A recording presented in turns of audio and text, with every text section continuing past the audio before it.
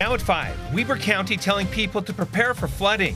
What to do if you're worried about your home. Plus, from flooding mitigation to water conservation. Incentives from Salt Lake County for changing your grass to turf. What cities are taking part. And it's part of Utah history, and Utah history matters to us. Bringing the Golden Spike back to Utah. Find out what some Utah 4th graders are doing to restore an important part of our state's history. Live from Utah's first TV station, ABC4 News celebrates 75 years. Good evening, I'm Emily Flores. And I'm Glenn Mills. Thanks so much for joining us. We begin tonight with a flood watch. Floods may be coming for communities in northern Utah as early as next week. ABC4's Northern Utah correspondent Kate Garner reporting from Weber County this afternoon, telling us who is most at risk. Kate? Weber County officials are warning residents, especially those along the lower Weber River, that flooding is expected at the end of next week as a result of the great spring weather we're seeing this week. Corey and Kristen Barker live along the Weber River. This is what their backyard looks like today. They have had many sleepless nights and are doing what they can to be prepared. Just a big forecasting, and we're looking at it daily, multiple times a day. The Weber River is running high today as Weber Basin Water Conservancy District releases water in preparation for increased runoff next week. We live in a beautiful area, right? And 95% of the time we don't have issues and things are wonderful.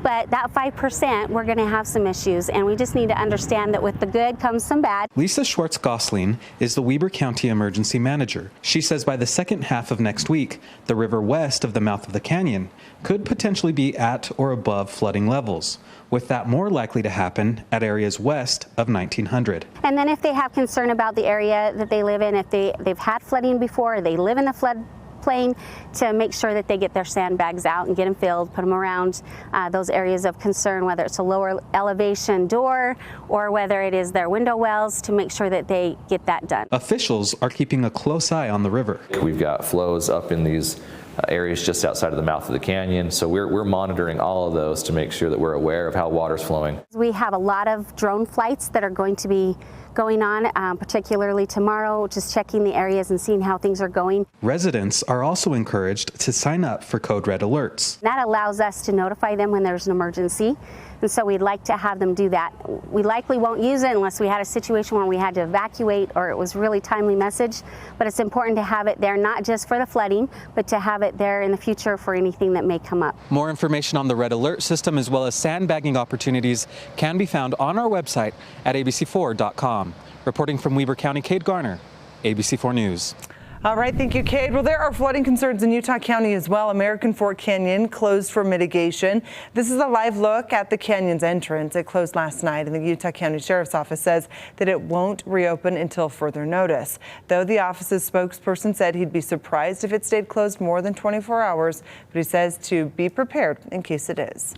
Chief Meteorologist Alana Brophy is live outside where spring is in full blossom out there. But Alana, you're keeping an eye on these rising rivers. Of course I am. Spring has sprung and it's absolutely beautiful. You can see in the ABC4 backyard the trees are in bloom, stunning temperatures, but with beauty can come a beast, and that beast are those flooding concerns. Here's a look at some of the waterways in northern Utah that we're keeping an eye on over the next week, because we do anticipate with this warm up for these rivers to rise, and we know places like East Canyon Creek near Jeremy Ranch in Summit County could go near record at peak heating, as well as Ogden Weber River, like you just heard from Kate, and City Creek in Salt Lake also expected to rise. We're keeping a close eye on these. This is what the Weber River looked like this afternoon, grabbing the latest from those flooding cameras put out by the state. And that's something that is a great resource as these warming temperatures really take control. We've got significant rise in many waterways throughout northern Utah as we get through the next several days. Our warming trend is a big culprit of this. We had record-breaking snowpack, and here it comes with the warmth. That temperature trend shows those daytime highs climbing and climbing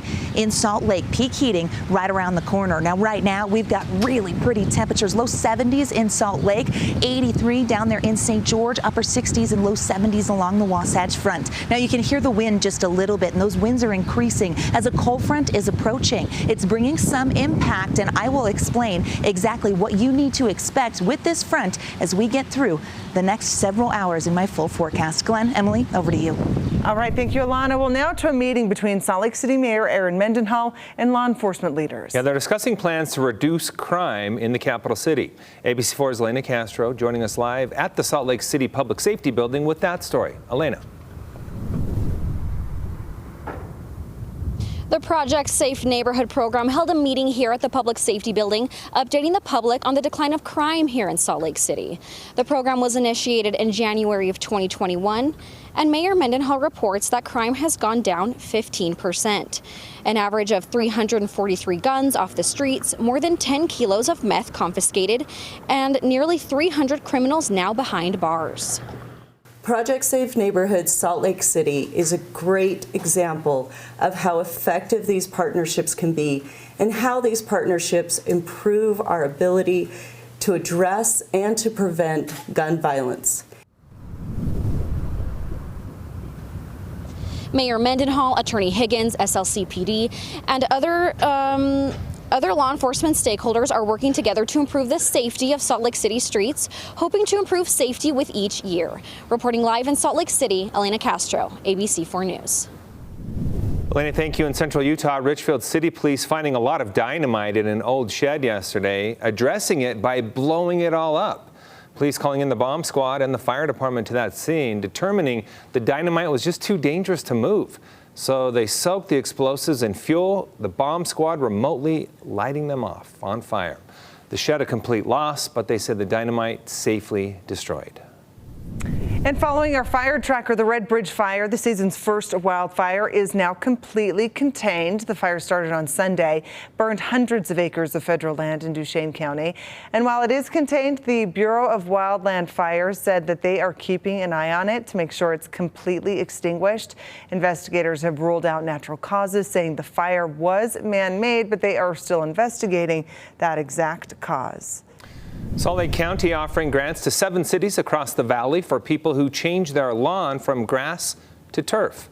Mayor Jenny Wilson says it's strange to talk about the drought when the city is actually in a flood emergency, but she says it's still an issue the county is dealing with, so people in the city are getting an incentive for making the switch. But she says it's something the community needs to work on together.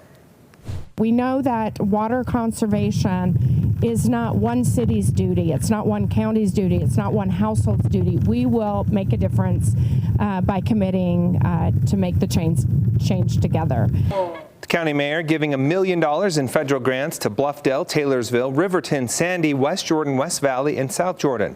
And to kick things off, city officials from these cities helping break the ground to switch to turf at the West Jordan City Hall. And Utah, known for its role in building the Transcontinental Railroad, but the Golden Spike, the ceremonial final spike driven to join the final rails, is in California. One 4th grade class in West Valley City wants to bring that part of Utah's legacy back home.